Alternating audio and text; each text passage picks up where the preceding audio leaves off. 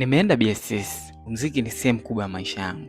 Nimekuwa katika mazingira ya kimuziki tangia niko umri mdogo sana. Nilifanya kitendo cha imani kikubwa sana. Nilichukua diary yangu na nikaandika kwenye diary yangu kwamba huu mwaka mwezi wa 3 nitaenda BSS na ninaamini nitashinda kwa uwezo wa Mwenyezi Mungu. Mimi ndo mshindi wa BSS mwaka huu, na nikasign hapa hivi. Mimi ndo mshindi wa BSS mwaka huu.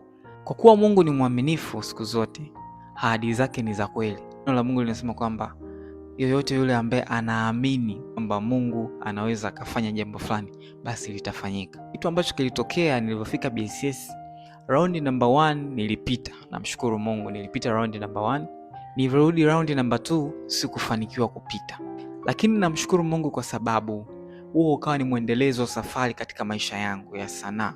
Ninajua kwamba kilichotokea na kinachoendelea vyote vina sababu mbele ya Mwenyezi Mungu, na utukufu ni wa Mungu kwa kila jambo ambalo limetokea. Kilichotokea ilibidi kitokee kwa ajili mpango wake aliopanga juu ya maisha yangu hapo baadaye. Rafiki zangu na watu wengi wa karibu wamenitafuta na kuniambia, imekuwaje? Kwa nini umetoka? Imekuwaje? Soka inakuwa kwaje? Kulingana na uwezo ambao mimi ninao katika kuimba. So wanajiuliza, hapana, kuna namna, kuna hivi na hivi. Lakini mimi ninapenda kuambia kwamba Mungu ana mpango mkubwa sana huko baadaye.